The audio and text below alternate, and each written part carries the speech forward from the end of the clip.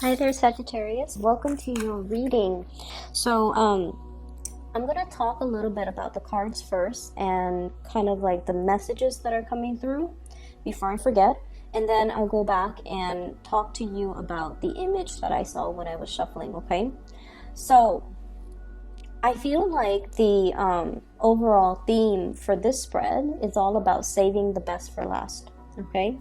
It's about like something lost and found, something coming back around, and you thought it was, dead and buried, like nail on the coffin. You thought it was gone. You thought it was done. You thought it would never come back into the fold. But for whatever reason, it's making a resurgence. It's making like a reemergence into the picture, and it's coming in a very unexpected way, okay? And so hopefully if that message resonates with you guys, let's talk about the energy here.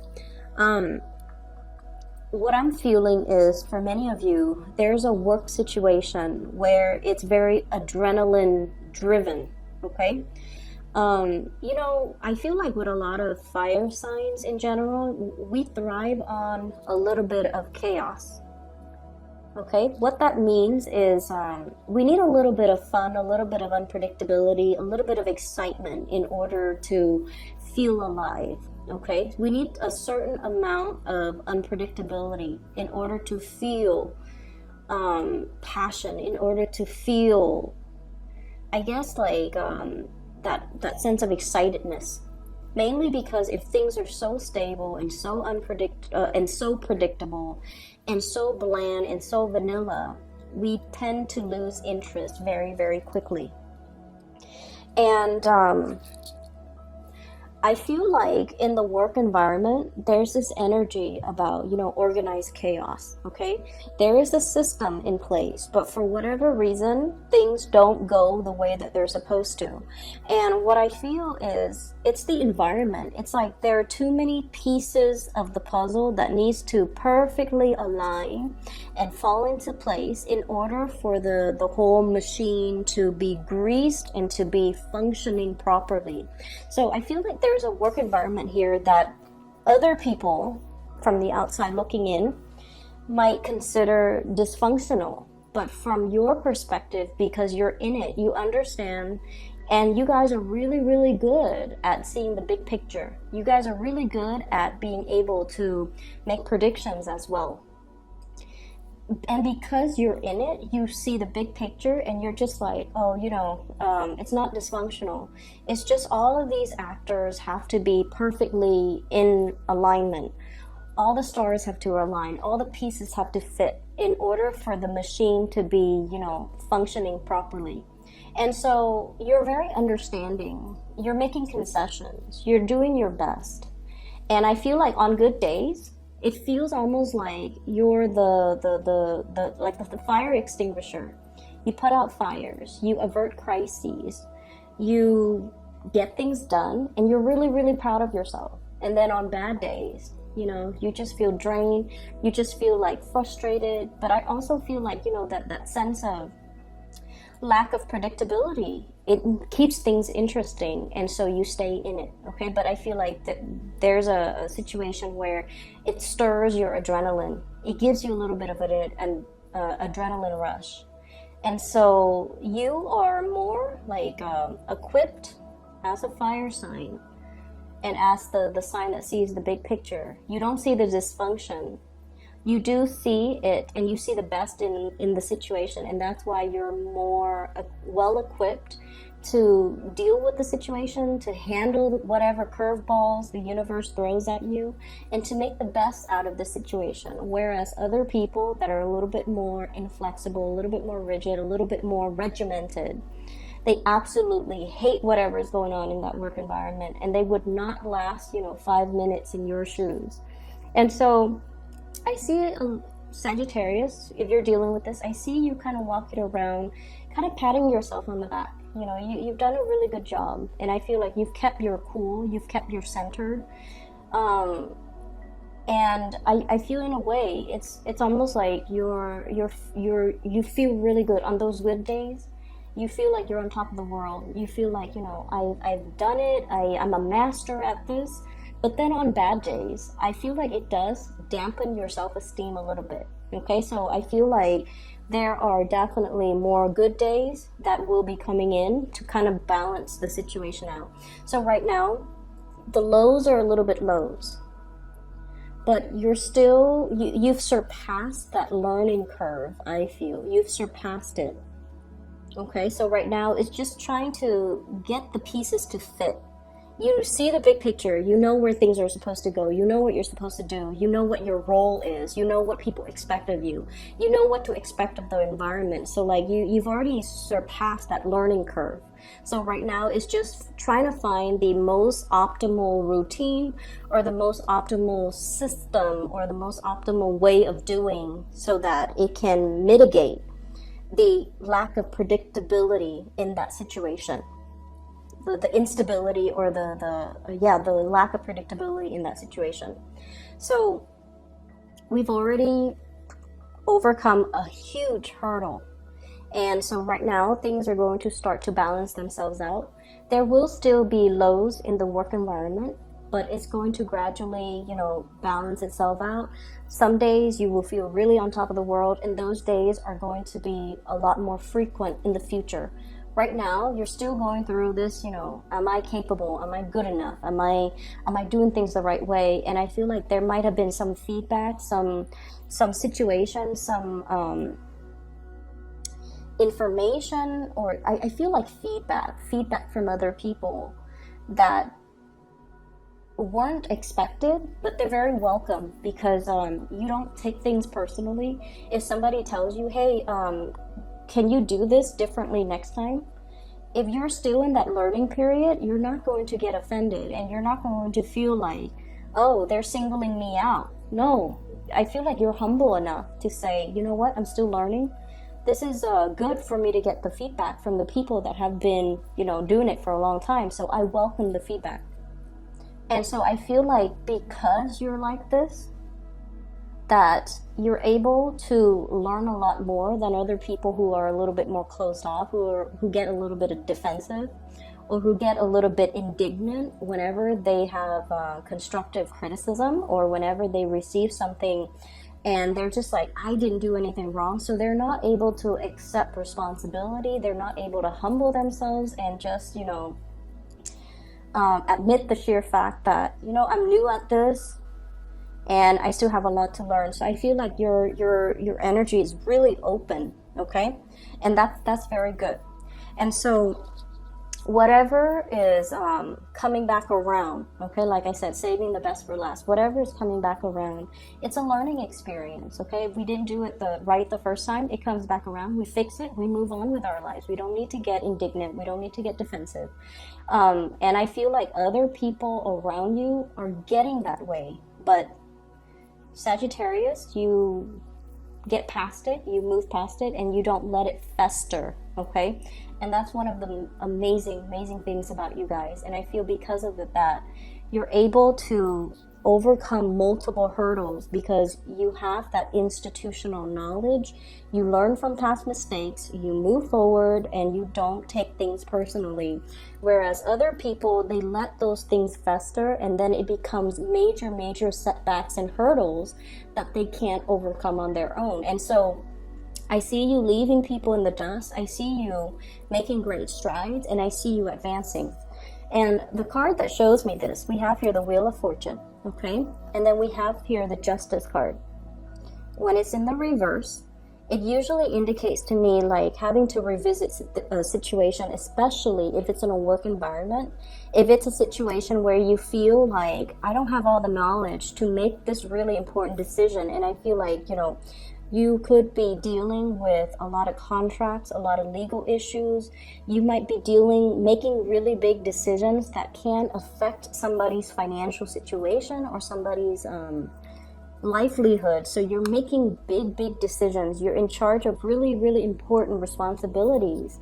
And because you understand the gravity of the situation, the weight of it on you, you're trying to learn the best ways to do it, the best ways to manage it, and as well, the best ways to kind of like do things properly, correctly, so that you don't, screw anybody over, because the last thing you want is for you to make a mistake and have somebody else, deal with the ramifications of that. And so you're not looking at this as, I'm living in an island, I'm all to myself. You're living your life as if everything that I make, every decision that I make, everything that I do, it has real life consequences. And so I'm going to humble myself, and I'm going to take all the feedback that I can get so that I can do things better.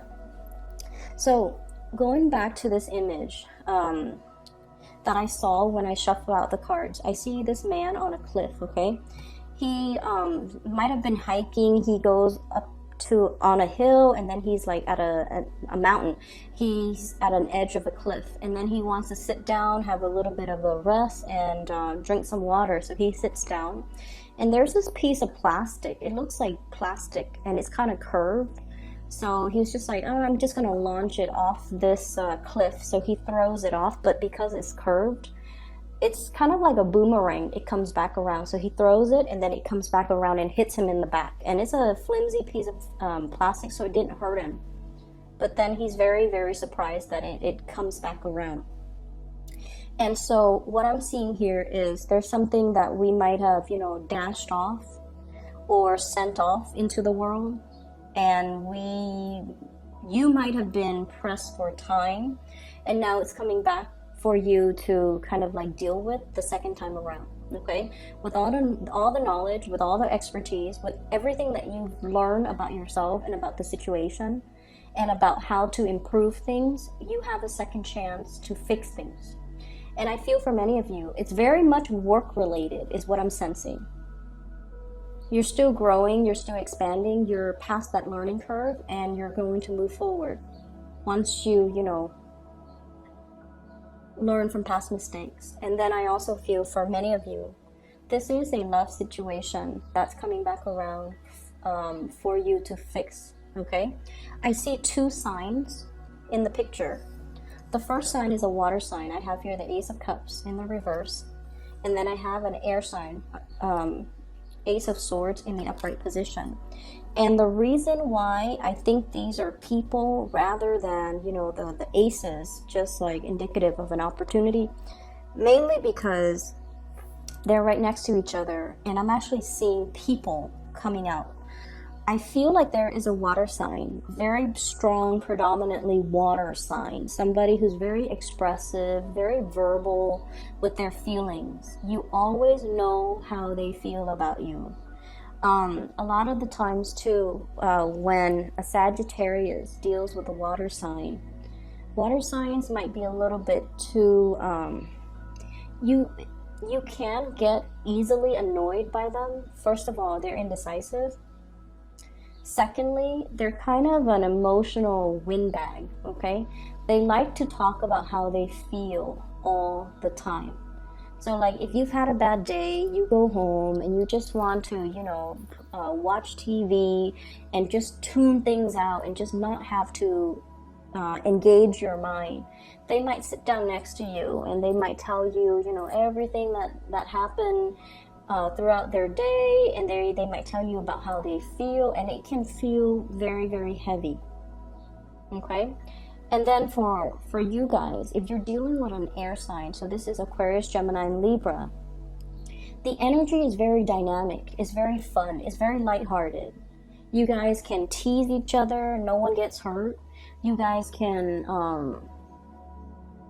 what I'm seeing is, like the flirtation is very, very automatic. It's very instinctive. It's very spontaneous. And even if you don't talk to each other for like, weeks and months, when you contact each other, when you talk to each other again, or when you see each other again, it's as if that time, that distance, the time, it's almost as if you can easily pick up where you left off, and that time apart, the distance part didn't even happen. And so there's a situation here where I feel like someone can be very, very emotionally draining, and then another person can be very, very stimulating. Very stimulating.